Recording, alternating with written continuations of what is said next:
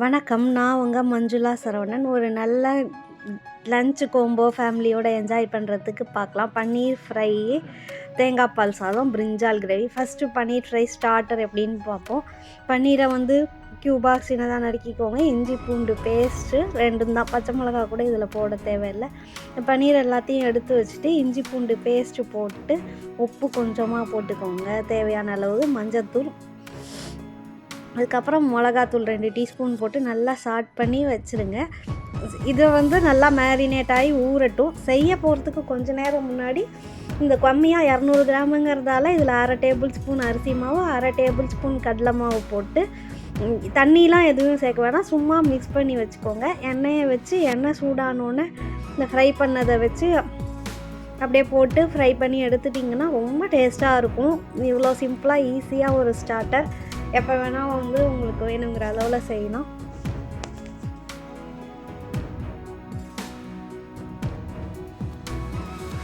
நல்லா மீடியம் ஃப்ளேமில் வச்சே ஃப்ரை பண்ணுங்கள், ஹைலெலாம் வைக்கக்கூடாது.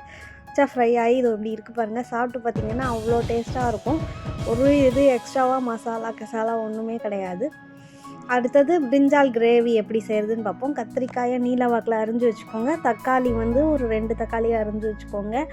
இஞ்சி பூண்டு பேஸ்ட்டு இதுக்கும் வேணும், பச்சை மிளகாயும் வேணும். ஃபஸ்ட்டு எண்ணெய் வச்சு கத்திரிக்காயை நல்லா புழிஞ்சிட்டு ஈரமே இல்லாமல் எடுத்துகிட்டு போட்டு நல்லா ஃப்ரை பண்ணிக்கோங்க. அந்த சென்டரில் பிரேக் ஆகி நல்லா ரோஸ்ட் ஆகிருக்கணும். கத்திரிக்காய் லைட்டாக பேலாகும் தோல் கூட. அதை மாதிரி இது பண்ணி ஃப்ரை பண்ணி எடுத்து வச்சுக்கோங்க.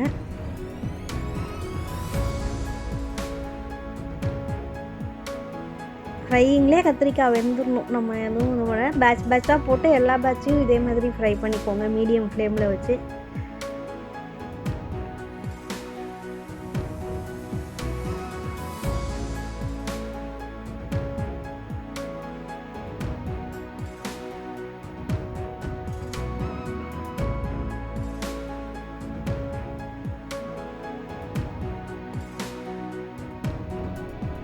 அதுக்கப்புறம் கடாயில் எண்ணெய் வச்சு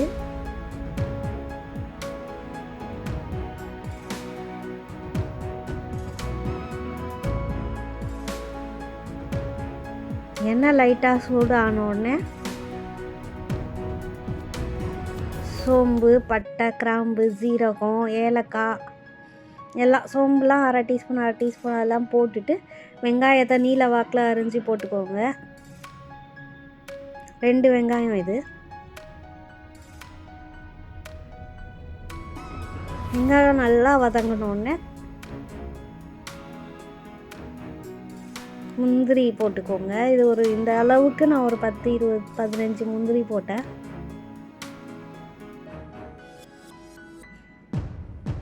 அதுக்கப்புறம் தக்காளியையும் போட்டு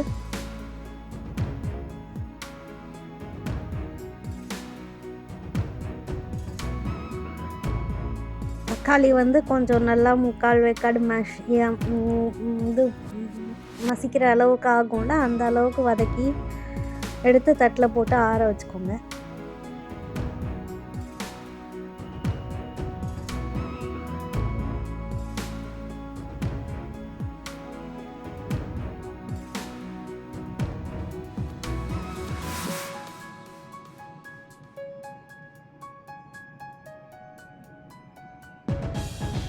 ஆறுனதுக்கப்புறம் மிக்சியில் போட்டு அரைச்சும் எடுத்து வச்சுக்கோங்க.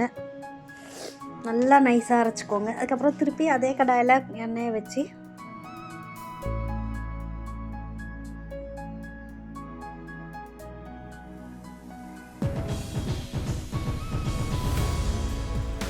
லைட்டாக ஜீரகம், கொஞ்சோண்டு சோம்பு, பட்டை, ஒரே ஒரு கிராம்பு, இதெல்லாம் ஃப்ளேவருக்கு தான். இப்போ ஃபஸ்ட்டே நம்ம இதுலேயும் போட்டிருக்கோம். இது இஞ்சி பூண்டு பேஸ்ட்டையும் போட்டு இதெல்லாம் நல்லா சிம்மில் வச்சுக்கோங்க. இல்லை எண்ணெய் ரொம்ப சூடாயிடுச்சுன்னா அடுப்பு ஆஃப் பண்ணி கூட வச்சுக்கோங்க. இந்த மஞ்சத்தூள், மிளகாத்தூள்லாம் இந்த சூடான எண்ணெயிலே போட்டிங்கன்னா கலரும் நல்லா கிடைக்கும் கிரேவிக்கு, இதுவும் நல்லா கிடைக்கும். கொஞ்சோண்டு ஜீரகத்தூளும் போட்டுக்கோங்க, உப்பும் போட்டுக்கோங்க. எல்லாத்தையும் நல்லா சிம்மில் வச்சா இதெல்லாம் பண்ணுங்கள். கருக விட்றதிங்க, கருகிடுச்சுன்னா நல்லாவே இருக்காது. அப்புறம் நீங்கள் அரைச்ச பேஸ்ட்டையும் போட்டு நல்லா கிண்டிட்டு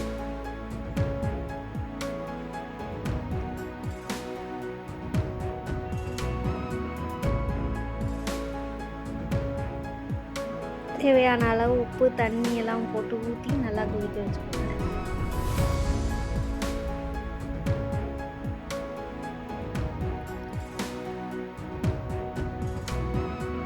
நல்லா ரிச்சாக இருந்தது இந்த கிரேவி, முந்திரியை போட்டு அரைச்சிருக்கிறதால.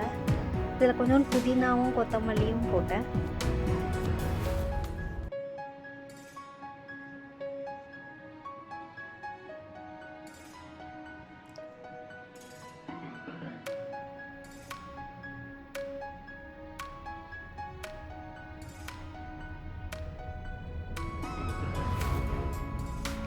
எல்லாம் இதை மாதிரி கொதி வந்ததுக்கப்புறம்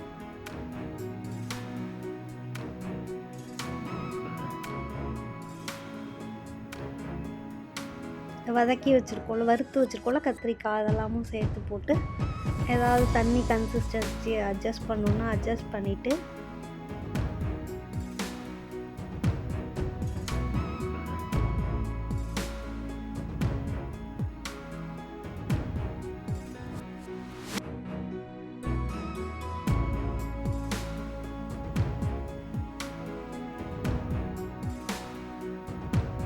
கத்திரிக்காயும் ஆல்ரெடி வெந்திருக்கும். இதெல்லாம் கத்திரிக்காய்க்குள்ளார இந்த கிரேவியோட ஃப்ளேவர் இறங்குறதுக்காக இப்போ நம்ம இது கொதிக்கிற வரைக்கும் வெயிட் பண்ணுறோம். இது கொதிச்ச உடனே நல்லா கொத்தமல்லி மட்டும் போதும் இப்போதைக்கு. கொத்தமல்லியை போட்டு நிறையா இது பண்ணி எடுத்து வச்சுக்கோங்க கிரேவி. இப்போ அடுத்து தேங்காய் பால் சாதம் எப்படி செய்யலான்னு பார்க்கலாம்.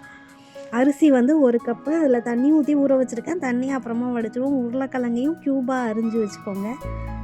இதேமாதிரி சட்டியில் எண்ணெய் ஊற்றி, இது நான் ஆலிவ் ஆயில் ஊற்றினேன், நீங்கள் ப்ளைனாக எந்த ஆயில் வேணால் ஊற்றிக்கலாம். எண்ணெய் சூடானோடனே சோம்பு, ஜீரகம், அது கொஞ்சோண்டு சாகி ஜீராவும் போட்டேன். பட்டை, கிராம்பு, ஏலக்காய் எல்லாம் போட்டு வதக்கிட்டு இஞ்சி பூண்டு பேஸ்ட்டு, இதில் பச்சை மிளகாவும் போட்டுக்கலாம். இதுக்கு தான் பச்சை மிளகாய் எடுத்து வச்சது. வெங்காயமும் போட்டு வெங்காயம் நல்லா வதங்கின உடனே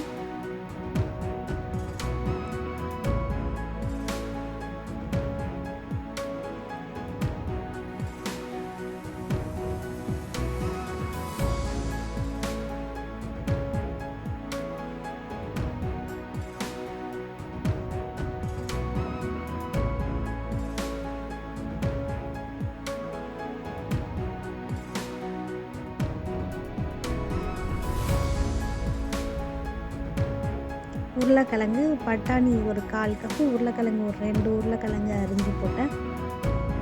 அது 2யும் சேர்த்து நல்லா வதக்கிக்கோங்க.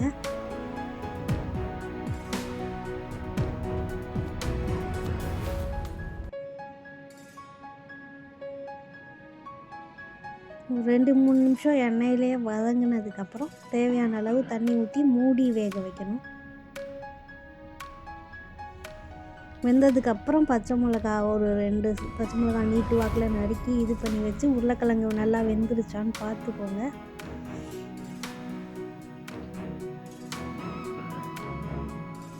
கட் ஆகுதான்னு பார்க்குறேன், வேறு ஒன்றும் இல்லை. அப்புறம் சேர்ந்து இருக்கிறதெல்லாம் ஒரே சைஸாக ஆக்கிறதுக்கு சேர்த்து இது பண்ணி நல்லா கட் பண்ணி விடுறேன். அப்புறம் கொத்தமல்லி போட்டு புதினா போட்டு வதக்கிட்டு அரிசியை வந்து தண்ணியை வடிச்சிட்டு அப்படியே சேர்த்துக்கோங்க.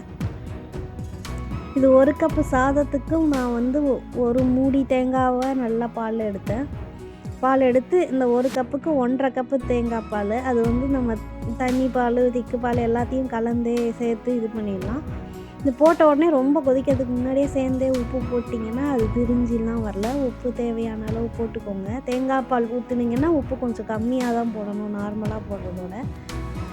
அது போட்டு மூடி வச்சு இந்த சாதம் ஒன்றும் அதிகமாக வேகிற அளவுக்கு, தண்ணி அப்சர்வ் பண்ணுற அளவுக்கு லைட்டாக இதே மாதிரியே மூடி வச்சு வேக வைங்க.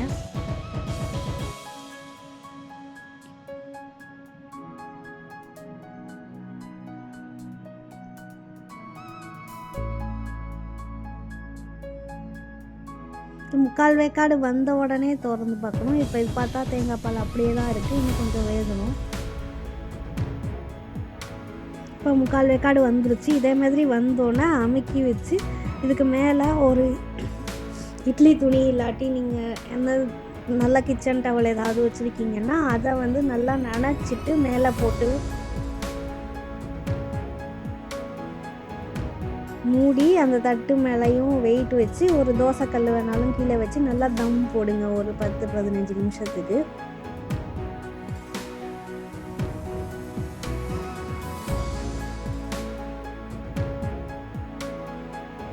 நல்லா 10-15 நிமிஷம் கழித்து திறந்து பார்த்திங்கன்னா நல்லா மலர்ந்துருக்கும் சாதம். நல்லா சாஃப்டாக வெந்திருக்கும். நல்லா ஃப்ளேவராகவும் இருக்கும்.